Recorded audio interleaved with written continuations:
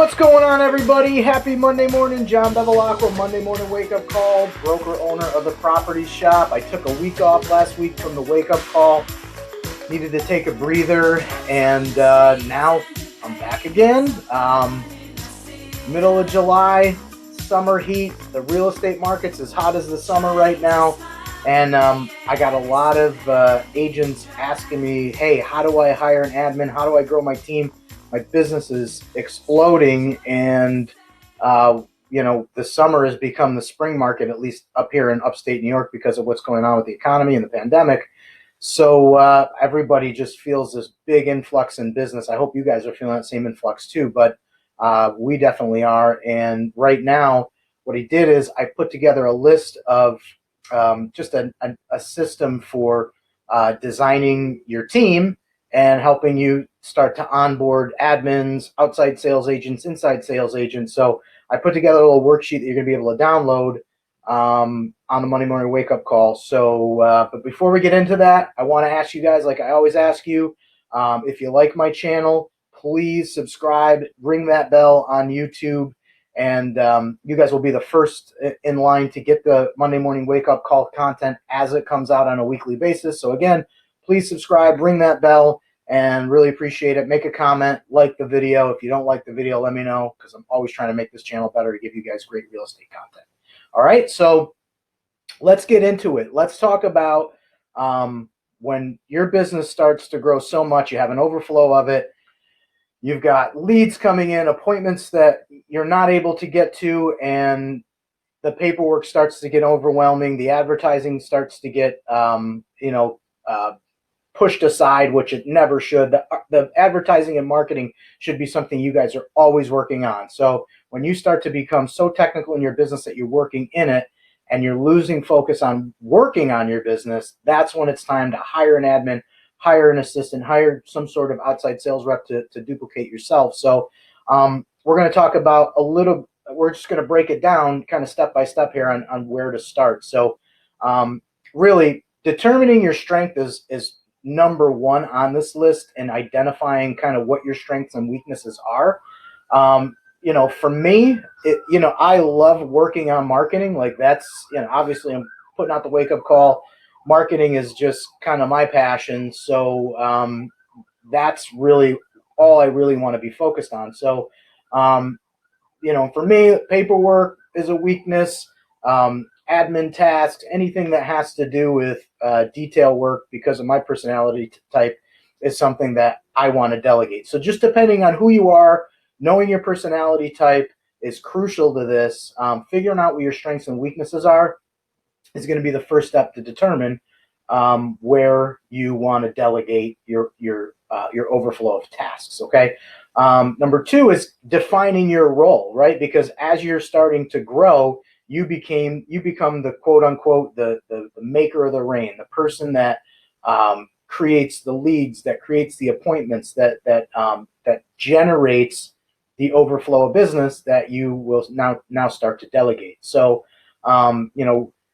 figuring out what it is that you're doing right in your business that creates this overflow is what you want to start to do. And on a daily basis, keeping a journal or just a task list of what it is you do every day, and creating a position for you as the CEO or the rainmaker, so to speak, of your business. So writing down your tasks that you're doing right now that's creating this overflow of business, and creating a position and a contract for that, so you can assign that to yourself to say, this is my job, this is my role, these are the tasks I should be doing on a daily basis that is creating this overflow of business. Because everything else we're going to delegate. Okay. Number three, this is probably the most overlooked aspect of being a team leader and creating your team. It's determining what your worth is per hour. Okay. How much, and I mean, it's a pretty simple equation right now, whether you're new in the business or you've been doing this for 10, 15 years, figuring out how much you make annually or how much you want to make annually, and figuring out, and I actually have a computation, you guys email me, I can send you It's basically an Excel spreadsheet. It's actually on one of the other Monday wake up calls, so you guys can download this. If you go back in the wake up calls, you'll find the net worth hour calculator. But it's a great tool. It just breaks down how many hours you want to work, how many how much you want to make, and then it kind of backs into that hourly worth per hour number. Okay, so figuring out what you're worth per hour, and that number is huge because if you're not working on activities that are worth 200, 150, 270, whatever your hourly rate is, then it needs to be delegated. So we want to get the minimum wage, that $10 an hour work, $15 an hour work, and move it out from our list of tasks and delegate that to somebody that is going to take that off your plate.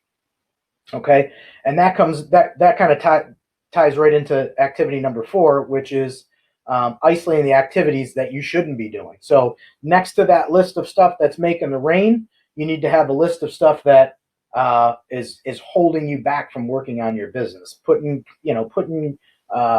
listings in the MLS, coordinating the transaction after the sale's over, and having somebody, a closing coordinator, transaction coordinator, taking over from the contract signing and coordinating the inspections, coordinating the closing date, and doing that kind of work in between that is going to distract you from putting up ads and following up with your clients. So any activity you could pay someone less than you're worth an hour, you're going to categorize it, put a definable job behind it, and then again creating position contracts with those lists on there that you can start hiring for now. Number 5, and I'm going to put this in the download, is having an organizational chart. So some of you guys might already be in a position where you have an admin, or you might have some outside sales agents. That's great, but ultimately, your whole chart around you is going to round your business off as a whole. So you might have 3 positions that are already filled, but you're probably going to have that list of items that you don't want to be doing, that you can start creating more positions around the organizational chart that you can hire into. Okay, so that's just keeping the pad by your desk and saying, oh, man, I just wasted 15 minutes on doing X, and that's not making me money.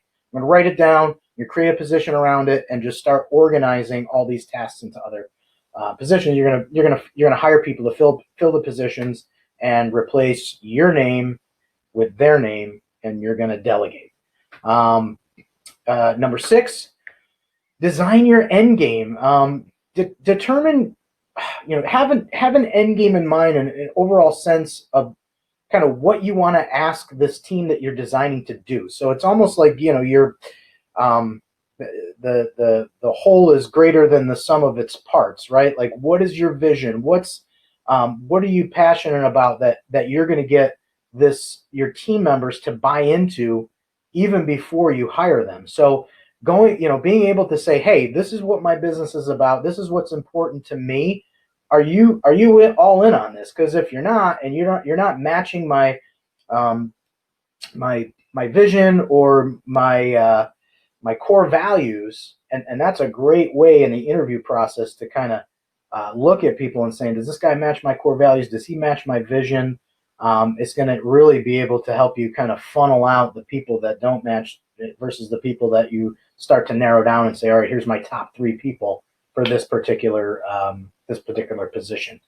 So number 7 is kind of going to go back to number 5, which is developing a written position or a written contract, and that's just a simple task of organizing the stuff that you don't want to do into particular subsets or position sets, spelling that out, design, because it really comes down to this. If you guys don't have a clear vision of what you want someone else to do for you, how are they going to know?